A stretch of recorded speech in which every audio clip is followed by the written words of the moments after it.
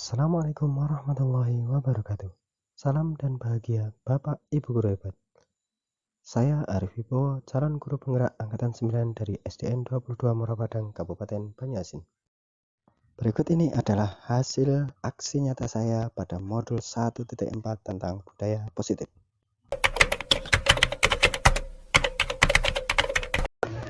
Assalamualaikum warahmatullahi wabarakatuh. Waalaikumsalam warahmatullahi wabarakatuh. Yang terhormat Bapak Kepala Sekolah serta seluruh Dewan Guru SDN 22 Padang. Terima kasih atas kesempatan yang diberikan kepada saya dan juga kesempatan Bapak Ibu untuk mendengarkan praktik baik saya tentang penerapan budaya positif di sekolah, terutama di SDN 22 Morapadang. Jadi berhubungan dengan budaya positif, saya memiliki beberapa pertanyaan pemantik. Jawab Bapak itu untuk menjawab setuju atau tidak setuju. Yang pertama, hukuman dapat mendisiplinkan anak. Kira-kira Bapak, Ibu guru setuju atau tidak setuju kalau hukuman itu bisa mendisiplinkan anak? Setuju. Yang kedua, pemberian hukuman dengan hal positif seperti membaca atau membersihkan halaman sekolah, dapat meningkatkan disiplin anak. Kira-kira setuju atau tidak setuju? Setuju. Setuju. Yang ketiga, memberi penghargaan dapat meningkatkan motivasi belajar anak. Setuju. Ya, nanti Bapak Ibu akan jelas kita pemahamannya dengan materi berikutnya. Topik kita hari ini ada 6. Yang pertama, disiplin positif dan nilai-nilai kebajikan universal. Yang kedua, teori motivasi, hukuman dan penghargaan restitusi. Yang ketiga, keyakinan kelas. Yang keempat, kebutuhan dasar manusia dan dunia berkualitas. Yang kelima, restitusi atau 5 posisi kontrol. Yang keenam, restitusi segitiga restitusi, penerapan segitiga restitusi. Topik yang pertama, disiplin positif dan nilai-nilai kebajikan universal. Nah, di sini ada sebuah contoh kegiatan. Seandainya Bapak Ibu ada A dan B, Anda dan teman Anda. Ini seandainya, misalkan ya. Sobeklah cari kertas kecil, tuliskan benda atau sesuatu yang sangat berharga untuk Anda. Letakkan di salah satu tangan Anda dan genggam benda atau sesuatu tersebut dengan segala daya. Buatlah sebuah kepalan.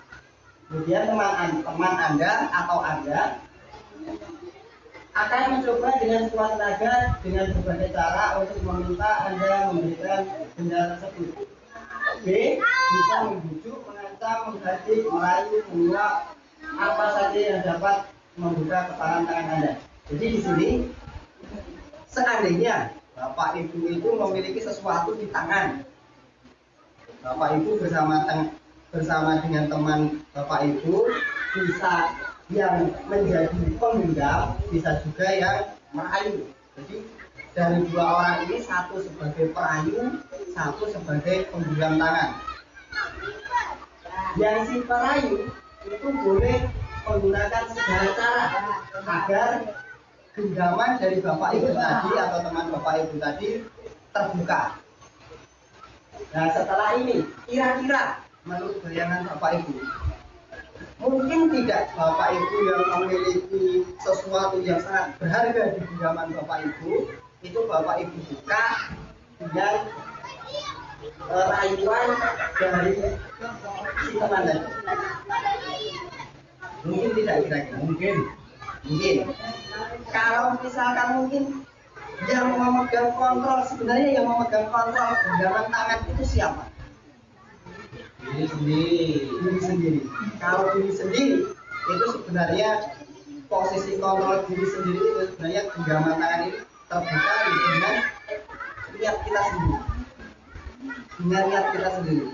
Tergantung kita itu mudah terpengaruh atau tidak. Nah, ya, jadi genggaman tangan itu sebenarnya kita sendiri yang memegang kontrol. Kalau kita takut dengan ancaman orang, kita pasti akan membukanya karena mungkin kita dalam pengontrolan diri kurang kuat. Kemudian kalau kita memiliki sifat yang mudah dibujuk, gitu kan, kita juga akan mudah untuk memberikan apa yang kita miliki kepada orang lain. Seperti itu bisa jadi rahasia, bisa jadi sebuah barang berharga dan lain sebagainya. Perubahan paradigma teori kontrol atau teori pilihan, ilusi kontrol. Jadi selama ini kita memiliki ilusi kontrol tentang diri kita. Ilusi guru mengontrol murid. Jadi murid itu seolah-olah bisa kita kontrol, bisa kita jadikan sesuai dengan apa yang kita inginkan. Yang kedua, ilusi bahwa kritik dapat membuat orang merasa bersalah dan menguatkan karakter. Dengan kontrol tersebut, kita mengkritik, membuat kritikan seseorang, itu ilusi kita selama ini itu mampu membuat orang merasa bersalah dan atau menguatkan karakter mereka.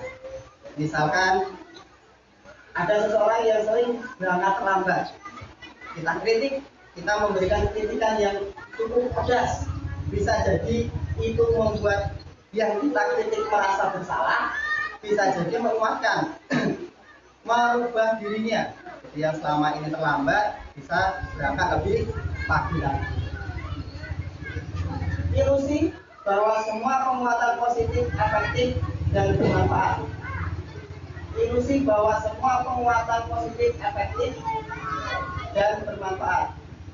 Ilusi bahwa orang dewasa memiliki hak untuk memaksa. Jadi ini ilusi-ilusi yang selama ini ada pada diri kita.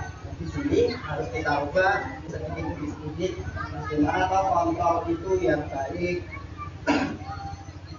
bagi kita, baik seorang guru maupun orang tua di rumah. Nah, di sini perubahan paradigma stimulus respon teori kontrol atau teori pilihan.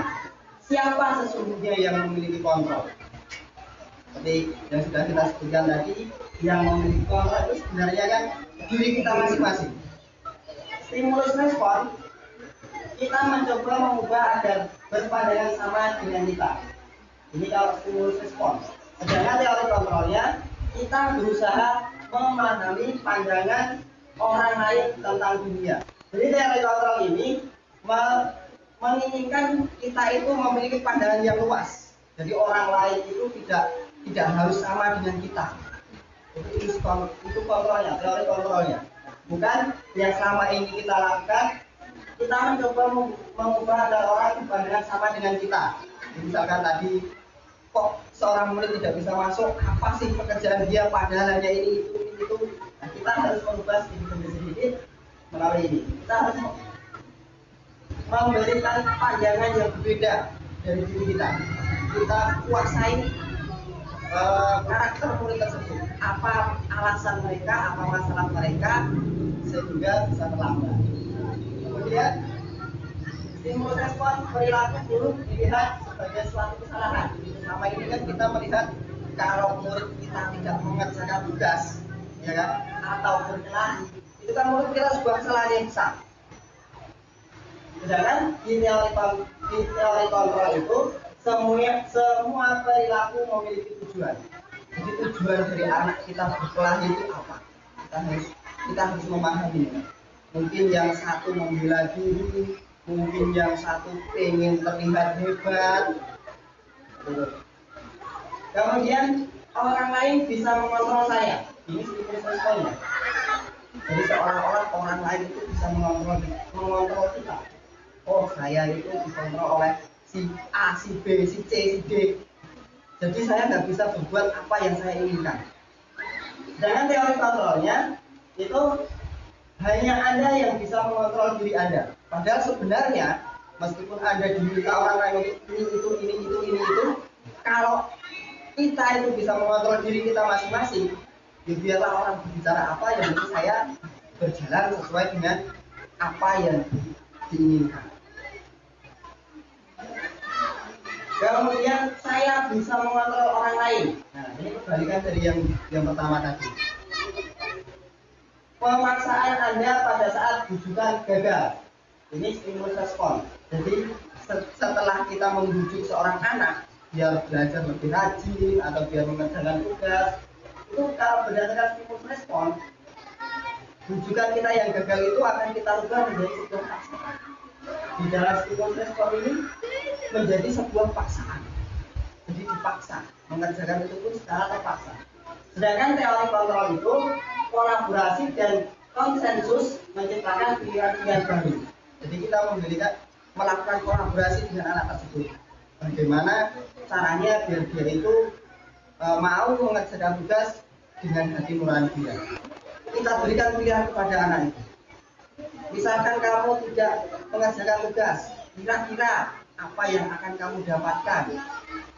Sesuai belum dengan hati nuranimu, seperti itu. Jadi dalam kolaborasi dan konsensus menciptakan pilihan-pilihan baru. Kemudian dalam stimulus respon, model berpikirnya itu menang kalah. Jadi kalau saya tidak mampu mengontrol orang lain, berarti saya kalah. Jika saya tidak mampu menguasai orang lain, berarti saya kalah. Jika saya mampu menjadikan anak itu sesuai dengan keinginan saya, berarti saya menang. Sedangkan di teori kontrol, itu model berpikirnya itu bukan menang kalah, tapi menang-menang. Kita menang, anak didik kita juga menang, murid kita juga menang. Kita menang dalam mendisiplinkan anak, anak juga menang dalam merubah sikap mereka menjadi lebih baik. Nah, di sini disiplin positif. Disiplin positif itu Anda tidak bisa mengontrol orang lain karena hanya Anda yang bisa mengontrol diri Anda sendiri. Ini terkait dengan disiplin. Jadi makna disiplin belajar mengontrol diri dengan menggali potensi kita agar tercapai tujuan mulia, yaitu sesuatu menjadi seseorang yang kita inginkan berdasarkan nilai-nilai yang kita hargai. Disiplin positif, nilai kontrol. Jadi intinya kita itu harus memahami dulu nilai-nilai yang dihargai, nilai-nilai kebajikan universal seperti tadi. Kemudian semua perilaku itu memiliki tujuan, kita harus sadar. Meskipun perilaku itu mungkin belum sesuai dengan nilai-nilai kebajikan universal, nilai-nilai yang dihargai orang lain, tentunya sebuah perilaku itu memiliki tujuan. Apa sih tujuan dari perilaku yang kita lakukan, yang kita tunjukkan kepada orang lain? Kemudian model berpikir menang-menang, kolaborasi dan konsensus menciptakan pilihan-pilihan baru. Jadi dalam teori kontrol ini kita harus berpikir menang-menang, jangan menang kalah. Jangan kita terus, saya harus menang menjadi seorang guru. Kita tidak boleh. Tetapi kita harus menanamkan kebijakan, kita kembali lagi ke kebijakan nilai yang dihargai oleh orang tadi. Realitas kebutuhan kita berbeda, kita berusaha memahami pandangan orang lain tentang dunia. Setiap orang memiliki gambaran berbeda. Meskipun permasalahannya sama, tentu setiap orang memiliki pandangan yang berbeda terhadap sebuah masalah tersebut. Ini saya yakin Bapak Ibu pasti sudah paham, karena Bapak Ibu sudah mengajar cukup lama. Kalau tentang berpikir, setiap orang memiliki pandangan yang berbeda, itu pasti. Nah, ini berkaitan dengan penjelasan. Makna disiplin. Selama ini Bapak Ibu, apa sih menurut Bapak Ibu makna disiplin itu? Menurut Bapak Ibu, menurut disiplin dulu. Menurut Bapak Ibu, disiplin itu seperti apa? Datang tepat waktu.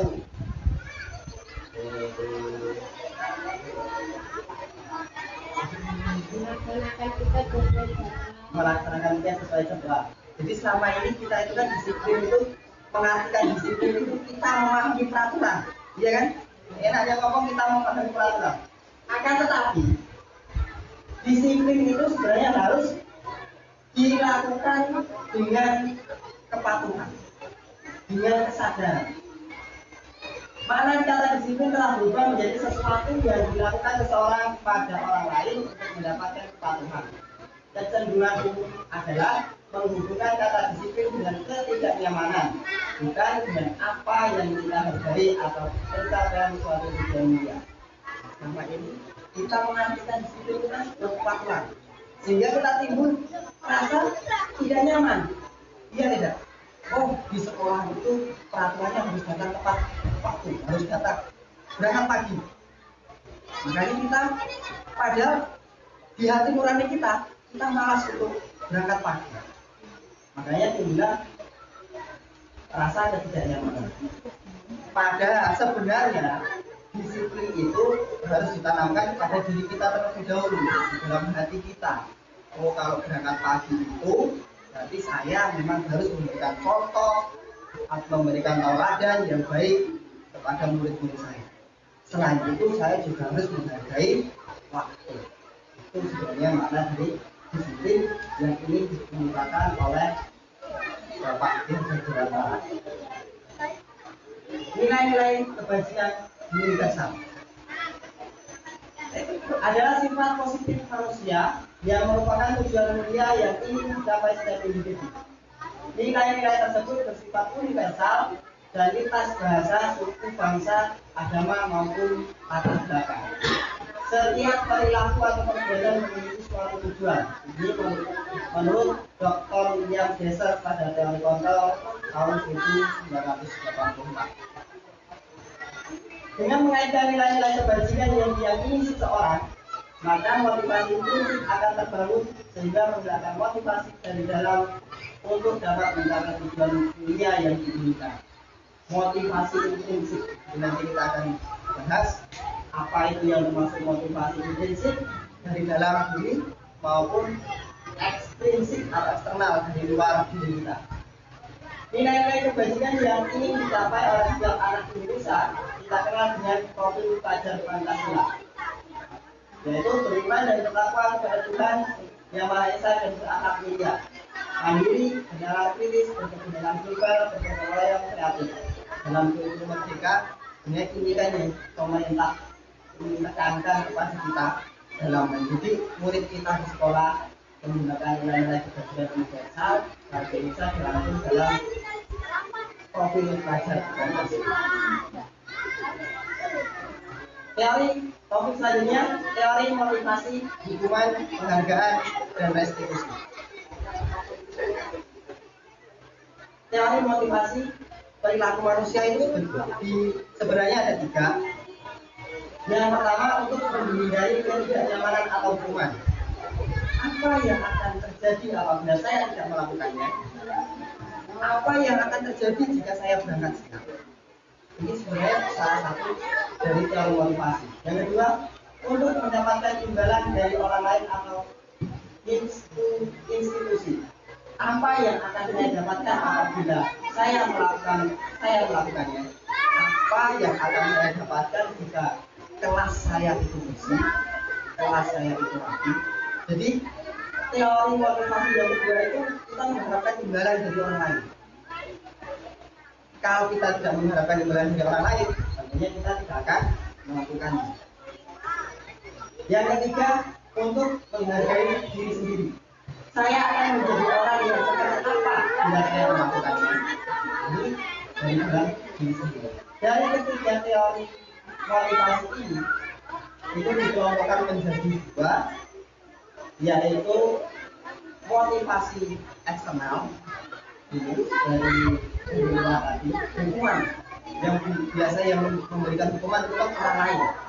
Rasa tidak nyaman, kita nyaman atau tidak itu kan bergantung juga dengan orang lain. Meskipun kita berbuat baik, tapi kalau orang lain itu tidak menerima kebaikan kita, tentunya kita tidak akan nyaman. Kemudian imbalan. Jadi imbalan itu jelas kalau imbalan diberikan oleh orang lain. Kalau kita yang memberikan itu namanya bukan imbalan. Nah, yang ketiga, dalam disiplin positif itu inilah yang harus kita terapkan, yaitu motivasi internal atau tujuan dari disiplin positif. Ini yang seharusnya kita sebagai guru harus kita tanamkan terlebih dahulu. kita melakukan tugas pokok kita sebagai guru harus dilandasi dengan motivasi dalam diri kita untuk menghargai diri sendiri. Jadi apapun yang kita lakukan itu ditujukan kepada menghargai diri sendiri. Kalau bukan saya yang menghargai diri saya, siapa? Seperti itu.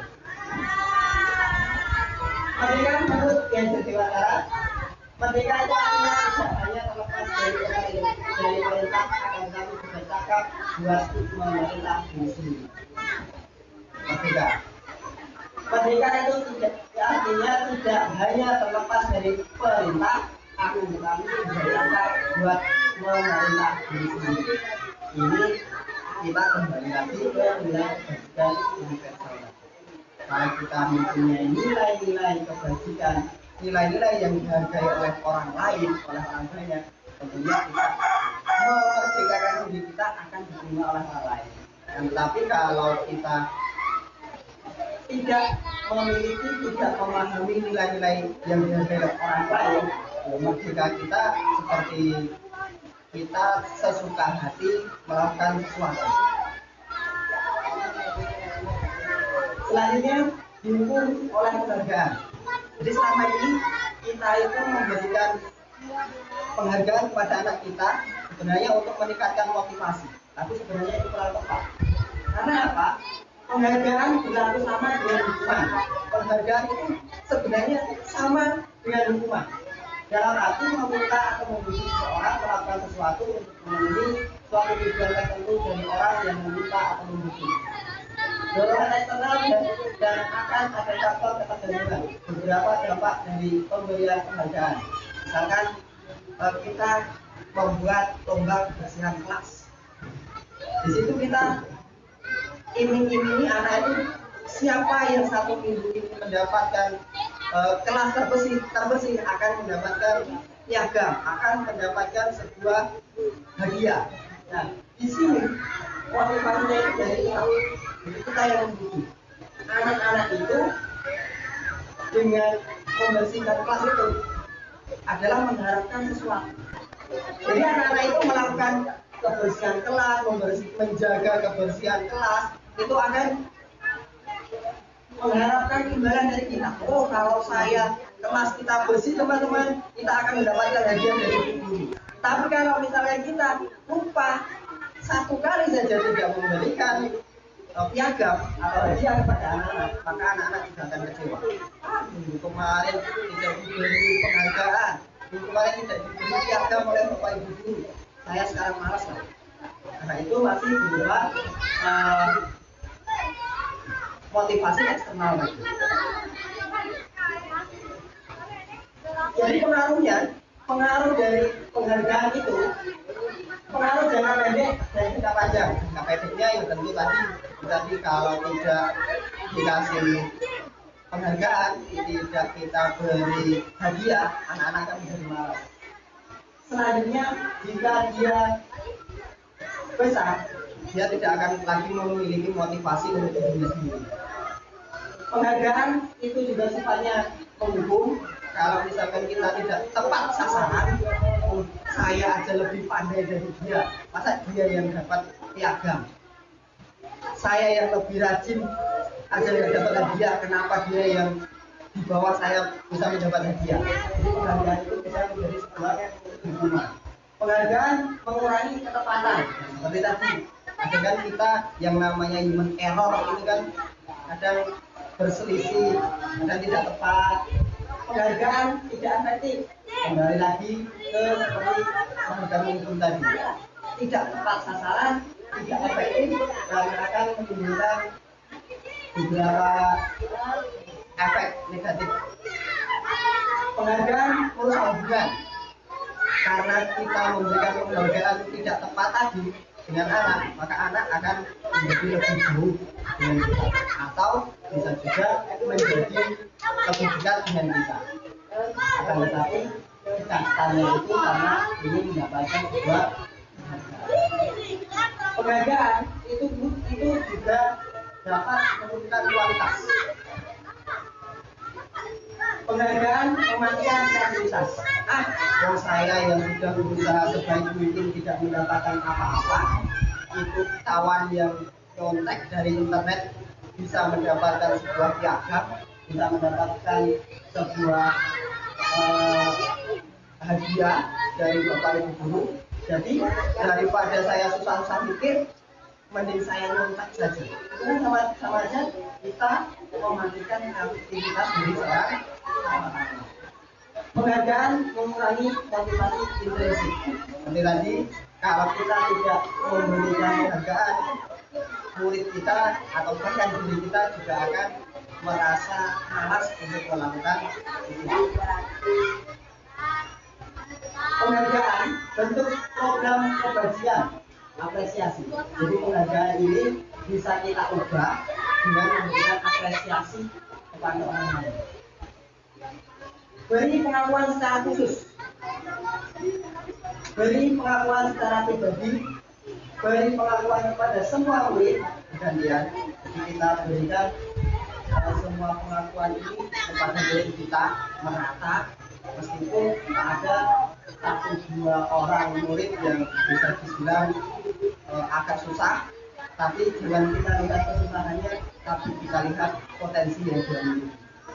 Beri pengakuan secara konsisten. Jadi kita harus konsisten, selalu memberikan pengakuan kepada anak itu. Jangan kita ubah-ubah sedikit lagi, padahal di perilaku yang sama, di tindakan yang sama. Apresiasi kita berbeda antara anak satu dengan anak yang lain. Berhubungan yang satu ini keponakan dulu, yang satu ini tidak ada apa-apanya dengan kita, makanya apresiasinya kita berikan berbeda. Yang satu kita beri jempol, yang satu kita berikan kata-kata yang sangat manis. Kita harus konsisten. Kemudian fokus pada proses. Jadi apresiasi ini kita berikan pada fokus pada prosesnya. Penerapan apresiasi, pengakuan apresiasi kebajikan. Pembuka, kemarin saya perhatikan nilai kebajikan, rasa empati besar sekali, situasi pada saat menolong murid di kelas. Saya menghargai nilainya kepedulian, situasinya pada saat aku membantu teman-teman di tugas kelompok. Jadi kita lihat prosesnya, kita fokus dengan prosesnya. Kalimatnya terima kasih, bisa saya menghargai, bisa juga yang lainnya. Selanjutnya tindakan dulu. Nah, di sini kayaknya agak ngantuk. Kira-kira menurut Bapak Ibu, hukuman atau konsekuensi kah? Yang pertama, mencatat 100 kali di dalam buku kalimat, saya tidak akan terlambat lagi karena saya tidak akan terlambat lagi ke sekolah. Hukuman atau konsekuensi? Hukuman. Yang kedua, lari mengelilingi lapangan basket 2 kali karena terlambat hadir di sekolah. Hukuman. Murid diminta untuk push up 15 kali karena tidak menggunakan masker ke sekolah. Hukuman. Kemudian selanjutnya menggantikan kertas tugas teman yang telah dicoret-coret. Membersihkan tumpahan air di meja tulis karena tersenggol pada saat belajar. Murid disuruh untuk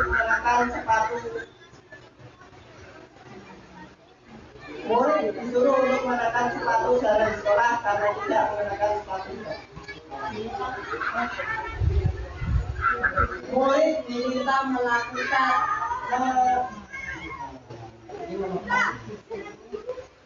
diminta untuk melepas sepatu seharian di sekolah karena tidak mengenakan sepatu warna hitam. Konsekuensi atau hukuman? Hukuman atau konsekuensi? Hukuman. Lari mengelilingi lapangan basket 2 kali karena terlambat 10 menit untuk pelajaran PJK, hukuman atau konsekuensi? Konsekuensi. Kita lihat jawabannya. Ya, benar. Yang pertama itu hukuman, yang kedua hukuman, yang ketiga push up itu juga termasuk hukuman, mengurangi kertas tugas itu termasuk konsekuensi.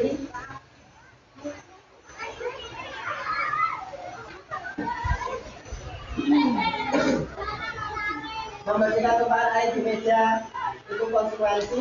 Murid disuruh menggunakan sepatu, disuruh murid diminta melepas sepatu seharian di sekolah itu termasuk hukuman. Lari mengenai lapangan basket itu konsekuensi. Tadinya perbedaan antara hukuman dan konsekuensi. Hukuman itu sesuatu yang menyakitkan dan harus terjadi. Sedangkan konsekuensi itu sesuatu yang harus terjadi. Membuat hukuman membuat anak sakit, baik fisik maupun batin untuk jangka waktu yang lama. Sedangkan konsekuensi itu membuat anak merasa tidak nyaman dalam jangka waktu yang pendek. Perbedaan hukuman dan konsekuensi yang selanjutnya itu adalah paksaan. Hukuman berupa paksaan, sedangkan konsekuensi itu berupa stimulus tanggapan. Mengapa tidak peraturan saja? Mengapa harus keyakinan kelas? Mengapa kira-kira? Pertanyaan yang pertama, mengapa kita memiliki peraturan harus menggunakan helm bila mengendarai kendaraan roda 2? Mengapa? Keamanan. Ada lagi? Keamanan, ya. Sebenarnya kalau kita bentuk keyakinan itu ya kita sadar untuk keamanan diri kita sendiri. Meskipun tidak ada polisi, meskipun tidak ada razia, kita akan tetap menggunakan. Kemudian mengapa kita memiliki peraturan mengembalikan barang pada tempatnya? Mengapa? Supaya terlihat rapi. Agar tidak susah ketika mencari kembali, mengambil kembali. Intinya tanggung jawab. Kalau dalam keyakinan itu tanggung jawab. Kita tanggung jawab pada diri kita sendiri. Yang ketiga, mengapa kita memiliki peraturan harus dalam tepat waktu pada saat mengikuti pelatihan? Mungkin ada yang selama ini kita tidak di sarang pengawas. Tapi kalau kita memiliki keyakinan diri, tentunya kita akan menghargai diri sendiri, menghargai waktu kita. Nah, di sini peraturan kelas itu memiliki lingkup yang lebih kecil. Peraturan kelas itu memiliki lingkup yang lebih kecil. Di dalam, kemudian di luarnya itu ada keyakinan kelas. Peraturan itu sudah menjadi keyakinan, peraturan kelas, baik kelas, sekolah ataupun di rumah kita, dan telah berubah menjadi keyakinan, itu akan menciptakan sebuah lingkungan yang positif.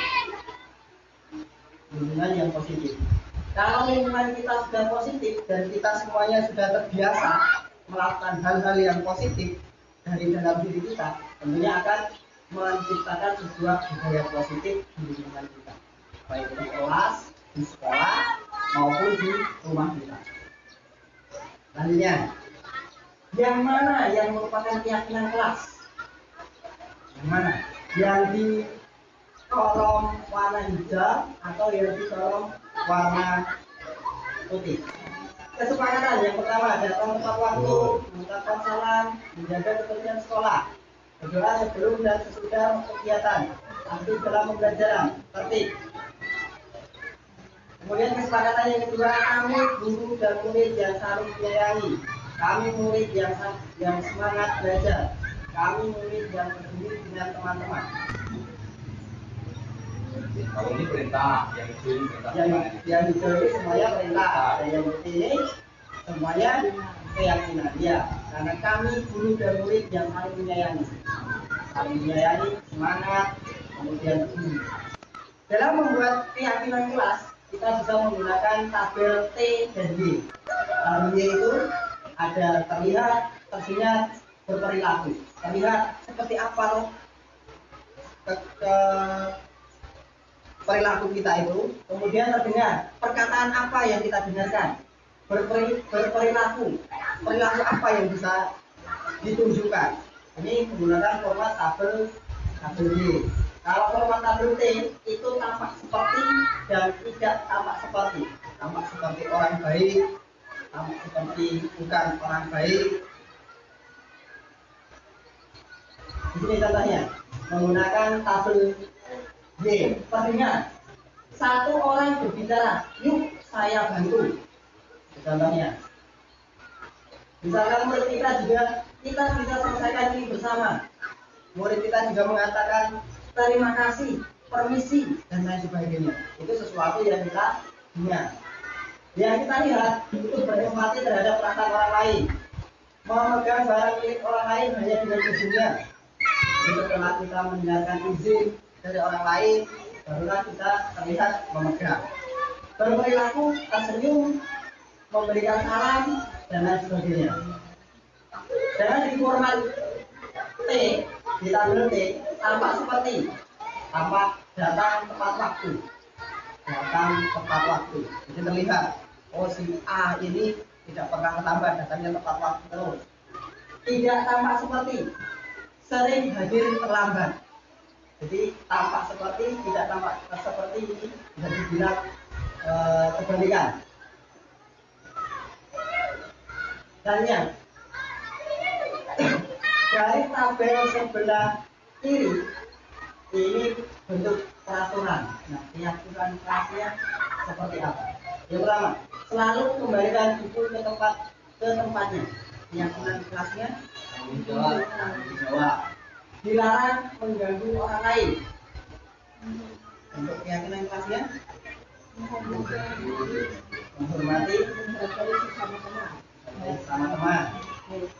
Peraturannya hadir di sekolah 15 menit sebelum pembelajaran dimulai. Keyakinan kelasnya disiplin, berkomitmen. Kemudian dilarang melakukan kekerasan, keselamatan. Kita lihat jawabannya. Selalu kembalikan buku ke tempatnya, biar tadi tanggung jawab, dilarang mengganggu orang lain, menghormati orang lain, hadir tepat waktu, menghormati orang lain, dan berkomitmen. Dilarang melakukan kekerasan, keselamatan, menghormati orang lain. Tentunya kita sebagai manusia itu memiliki kebutuhan dasar. Bertahan hidup, kita juga menunjukkan kasih sayang dan rasa diterima, penguasaan, kebebasan, kesenangan. Bertahan hidup, makan, minum, buat rumah, itu termasuk bertahan hidup. Kasih sayang dan rasa diterima. Ya, tentu kalau kasih sayang juga dari pasangan kita. Penguasaan ini sesuatu yang kita lakukan bisa dihargai oleh orang lain. Kesenangan, sesuatu yang membuat kita bahagia. Kebebasan, apapun yang kita lakukan bisa diterima oleh orang lain. Kebebasan. Contohnya, ibu guru bilang, aku tidak boleh bersenandung sewaktu menyelesaikan tugas. Katanya di kelas harus tenang, tidak ada suara. Padahal kan aku suka dan senang menyanyi. Ini termasuk juga kesenangan. Yang kedua, ibu guru tidak menyapaku hari ini, padahal aku pakai jepit rambut baru. Bentuk kebutuhannya penguasaan. Aku bosan, masa belajarnya cuma gitu-gitu aja, dengerin ibu guru aja. Kebutuhannya apa? Kebebasan. Aku sebel gambarku tidak rapi, malah ibu guru nunjukin ke teman-temanku di depan kelas. Kasih sayang. Apa? Kasih sayang. Kita lihat. Yang pertama, benar kesenangan. Jadi kita itu membutuhkan sebuah kesenangan juga. Di sini contohnya padahal suka bernyanyi. Jadi kita dalam kelas itu juga harus melihat kebutuhan dari murid-murid kita. Jangan hanya kebutuhan kita yang penting menyampaikan materi, tapi tidak memperhatikan kebutuhan dari murid kita. Kemudian yang kedua, penguasaan. Anak-anak itu juga membutuhkan sebuah penguasaan bagi dirinya dan kita akui. Selanjutnya, kebebasan. Seorang anak itu juga memiliki kebebasan dalam belajar. Gaya belajar mereka juga mereka ingin bebas. Jadi kita jangan sampai kalau di kelas pun hanya monoton menjelaskan dengan metode ceramah, tapi kita juga harus melakukan kegiatan-kegiatan lain yang mendukung kebebasan anak dalam belajar, akan tetapi masih terarah dalam pendidikan.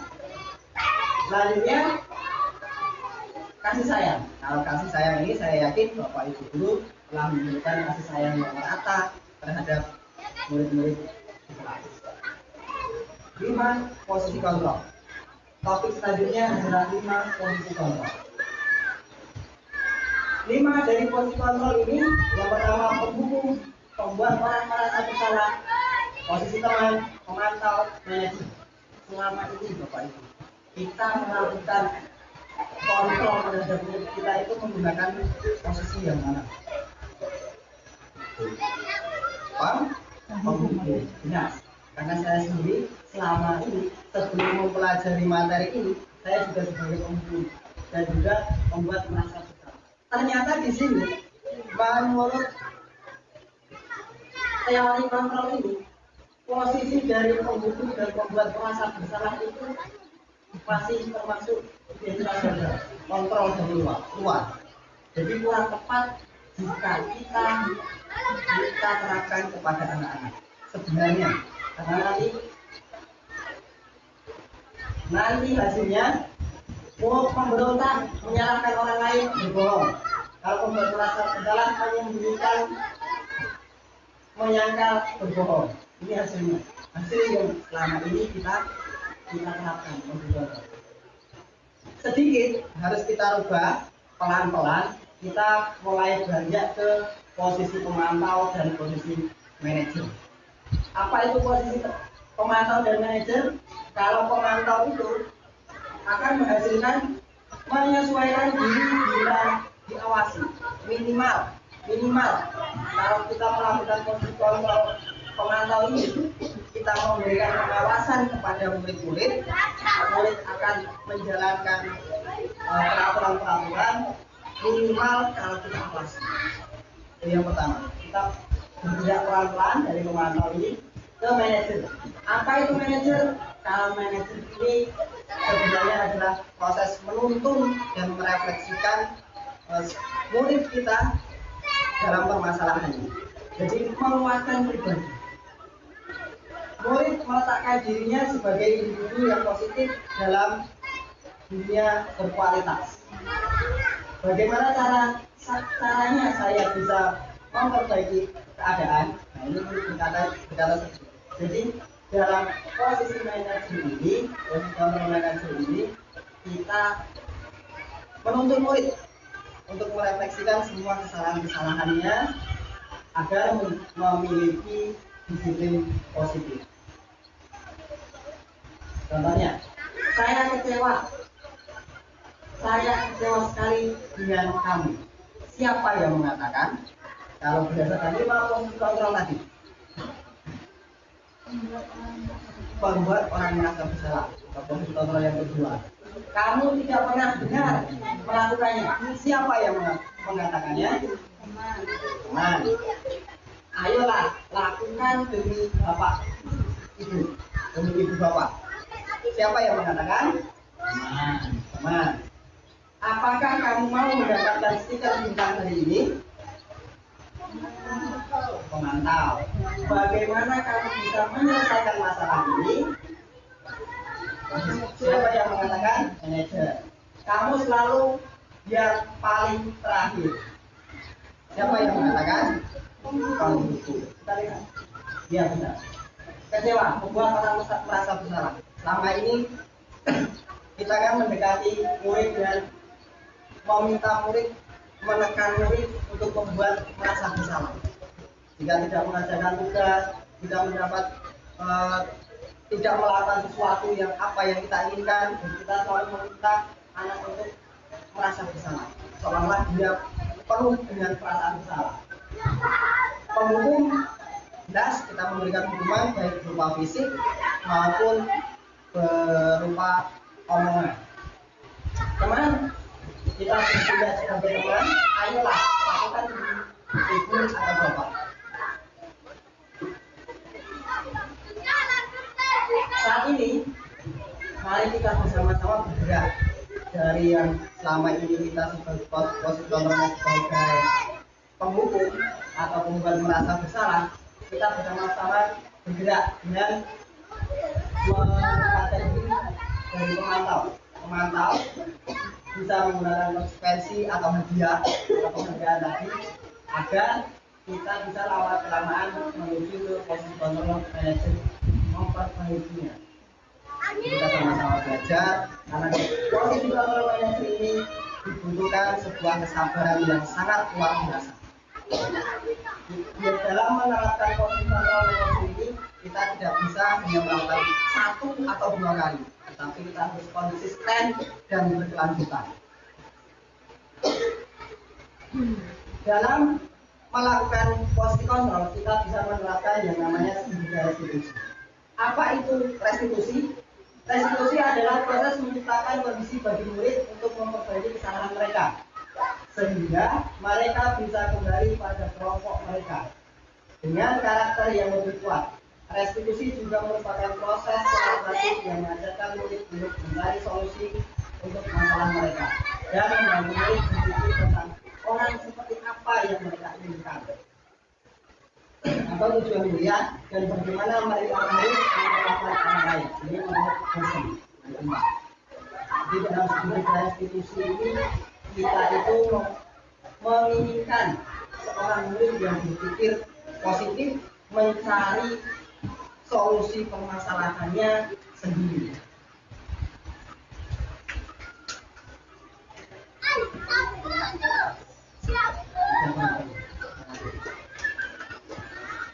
Sembilan ciri-ciri restitusi. Yang pertama, bukan untuk menebus kesalahan, namun untuk belajar dari kesalahan.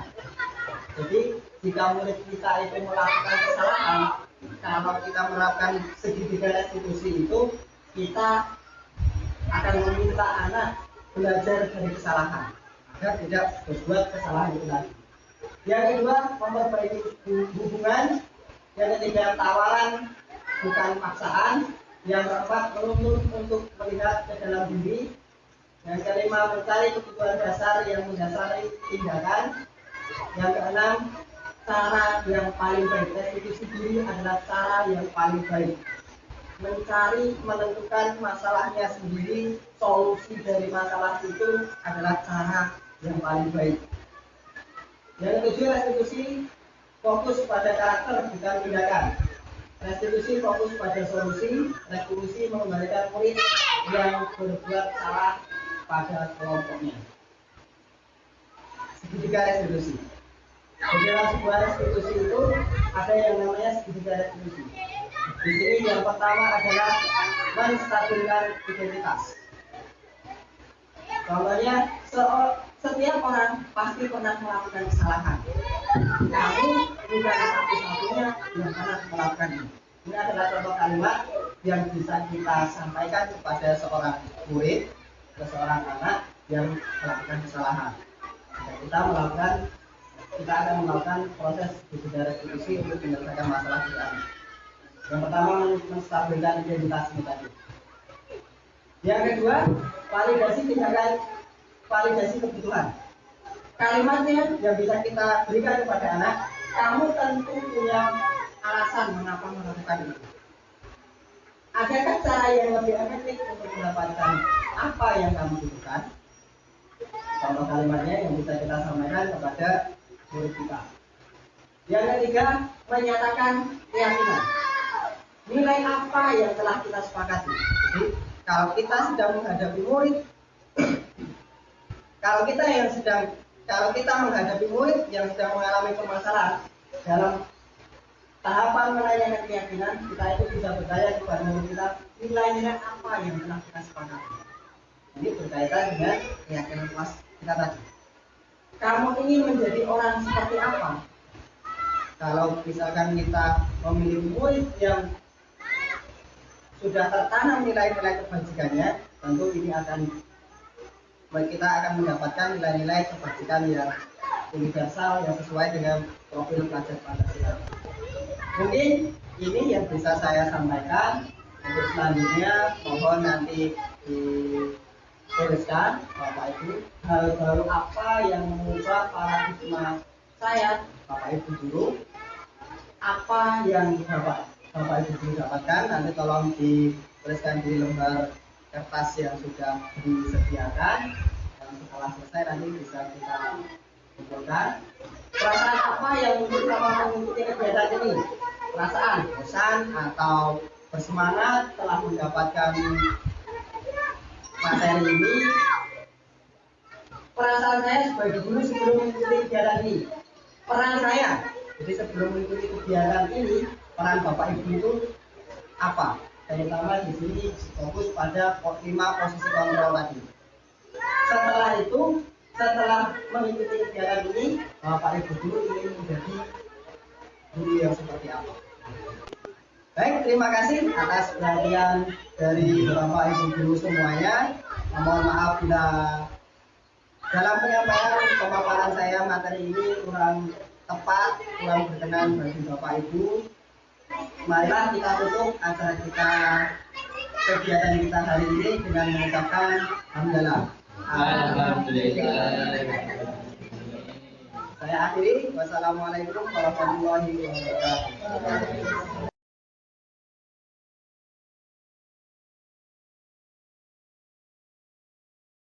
Assalamualaikum warahmatullahi wabarakatuh. Perkenalkan, nama saya Nurul Munawwaroh, guru SDN 22 Muara Padang. Terima kasih kepada Bapak Arif Wibowo yang telah berbagi praktik baiknya. Hal baru yang saya dapatkan adalah cara menghadapi atau menyelesaikan masalah siswa dengan menggunakan segitiga restitusi. Saya sangat senang bisa belajar bersama Pak Arif karena banyak ilmu pengetahuan yang saya dapatkan. Selama ini saya menjadi guru yang mudah mengancam siswa. Jika tidak bisa membaca akan tidak naik kelas. Namun setelah mengikuti kegiatan bersama Pak Arif, saya akan berusaha untuk mengubah ancaman tersebut dengan dorongan agar anak tersebut bisa rajin membaca lagi. Terima kasih. Wassalamualaikum warahmatullahi wabarakatuh. Assalamualaikum warahmatullahi wabarakatuh. Nama saya Yulinda, guru SD Negeri 22 Muara Padang. Terima kasih kepada Bapak Arif Wibowo yang sudah berbagi praktik baiknya. Hal baru yang saya dapatkan adalah cara untuk menyelesaikan masalah bersama siswa dengan menggunakan segitiga restitusi. Saya sangat senang sekali bisa belajar bersama Bapak Arif karena dengan itu saya mendapatkan ilmu pengetahuan yang bermanfaat. Selama ini saya sebagai guru sering menghukum siswa, namun setelah mengikuti praktik baik dengan Bapak Arif, saya akan berusaha lebih sabar lagi dalam menghadapi permasalahan di dalam kelas. Terima kasih. Wassalamualaikum warahmatullahi wabarakatuh.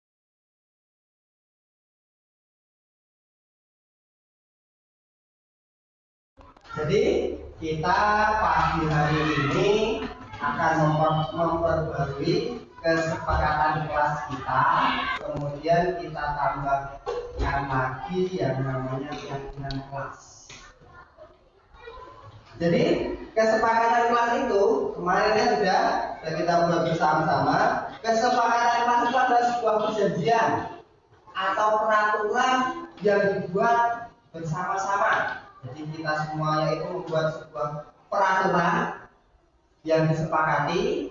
Nah, nanti Pak Guru akan meminta kalian menuliskan peraturan-peraturan yang ingin kalian sepakati. Jadi nanti bisa dari setiap orangnya nanti kita tempel di pojok sana biar tidak hilang. Jadi dari kesepakatan kita itu nanti kita akan membuat keyakinan kelas. Keyakinan kita yakini dari dalam hati kita. Kita yakini dari dalam hati kita untuk kita laksanakan, untuk kita patuhi kesepakatan yang telah kita buat tadi. Jadi kesepakatan di sini nanti kita akan membuat kesepakatan tentang hal apa yang boleh dan tidak boleh kita lakukan ketika di kelas. Seperti yang sudah kita buat kemarin. Paham? Sampai di sini ada yang mau ditanyakan? Jadi kita ulangi lagi, keyakinan kelas itu adalah sebuah nilai-nilai yang memiliki kebajikan universal atau sebuah nilai yang dihargai dan diterima oleh orang banyak, oleh orang lain. Keyakinan itu harus ditanamkan dalam diri kita. Kita yakin bahwasanya peraturan itu berguna untuk kita. Jadi kita harus sadar. Sehingga kita dengan ikhlas akan melaksanakan, menjalankan keyakinan-keyakinan yang ada pada kesepakatan kelas. Ada yang mau ditanyakan? Tidak ada. Silakan kalian tuliskan dulu kesepakatan kelas kita untuk minggu ini. Bisa kita jadikan pedoman peraturan kita dalam belajar selama 1 minggu ini. Kemudian minggu depan kita perbaiki lagi. Nah, setelah kita mendapatkan kesepakatan kelas seperti kemarin, nanti kita bersama-sama akan mencari nilai-nilai keyakinan dari kesepakatan yang telah kalian buat.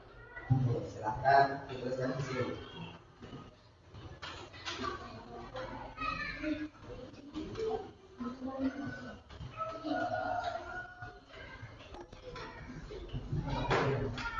Biasa saja.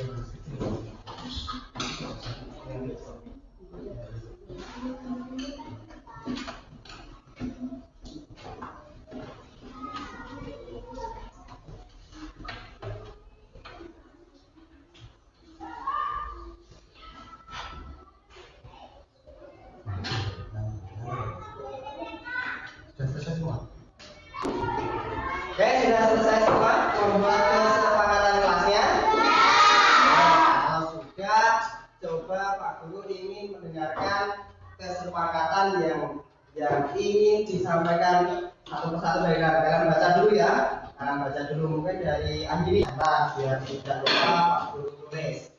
Tadi dari Andin apa? Menghargai pendapat orang lain. Menghargai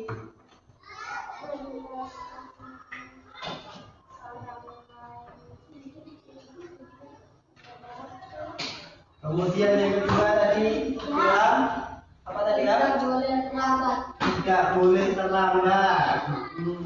Kita lihat dari yang pertama, menghargai pendapat orang lain. Yang kedua, tidak boleh terlambat. Yang ketiga, meletakkan sepatu pada tempatnya. Yang keempat, tidak bertengkar.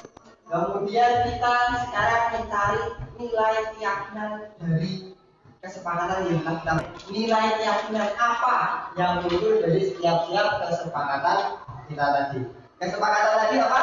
Nilai kebajikan universal atau nilai-nilai yang bisa diterima dan dihargai oleh orang lain. Untuk yang pertama, menghargai pendapat orang lain, nilai keyakinannya apa? Saling menghargai. Sekarang siapa yang menulis menghargai pendapat orang lain tadi? Nah, tulis di bawahnya dalam tanda kurung saling menghargai, ya. Kemudian menjaga kerukunan atau tidak boleh bertengkar. Nilai keyakinannya, ya, ada yang tahu? Saling menyayangi. Nah, kemudian yang nomor 6 ini nanti sama dengan nomor 8. Bergantian saat keluar dan masuk kelas. Nilai keyakinannya apa? Menghormati orang lain bersahabat. Menghormati orang lain dan juga bersahabat. Ya, karena kalian sudah selesai menulisnya, peraturan apa tadi, kesepakatan kelas dan juga keyakinan kelas. Nah, sekarang secara bergantian silahkan kalian tempel di pojok Karena agar bisa kita baca setiap hari, agar bisa kita lihat setiap hari, dan juga sebagai pengingat kita dalam sehari. Kita bergantian dari kelompok sini terlebih dahulu. Silakan, ayo kita tempel di sini.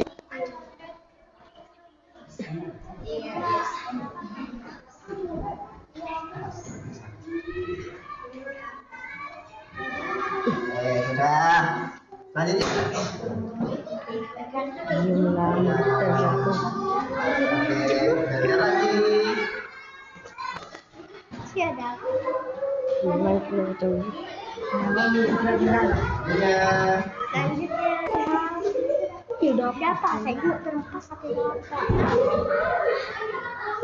Di sini kenapa hanya ada 9? Karena tadi ada tiga kesepakatan yang bunyinya sama, ya kan? Yang isinya sama. Nah, sekarang secara bergantian nanti satu persatu setiap orang silakan memberikan nama di sini dan juga tanda tangan. Ya, paham? Maksudnya apa? Agar kesepakatan dan keyakinan kelas ini memang benar-benar kita yang buat dan juga kita harus benar-benar untuk melaksanakannya. Nah, dari pertama dari Pak Guru dulu. Ini Pak Guru sini ya.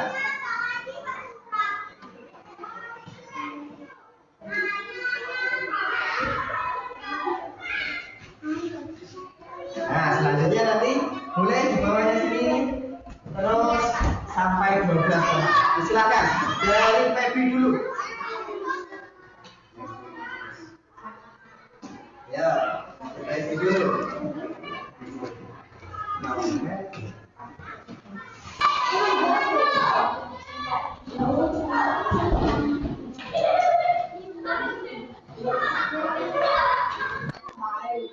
Ya, perhatikan lagi. Perhatikan. Karena kita semuanya, perhatikan. Karena kita semuanya sudah tanda tangan di sini, berarti kita semuanya ini sepakat dengan apa yang tertulis di sini dan kita semuanya juga harus meyakini apa yang sudah tertulis di sini dan menanamkan pada diri kita. Sampai di sini ada yang mau ditanyakan? Tidak. Tidak ada. Karena waktu sudah siang, kita lanjutkan pelajarannya nanti setelah istirahat. Silakan istirahat semua.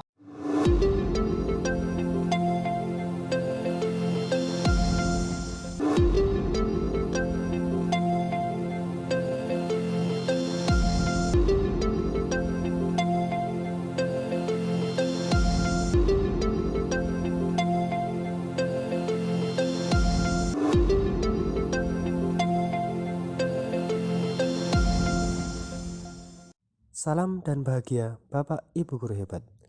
Demikian paparan yang dapat saya sampaikan. Terima kasih atas segala perhatiannya. Wassalamualaikum warahmatullahi wabarakatuh.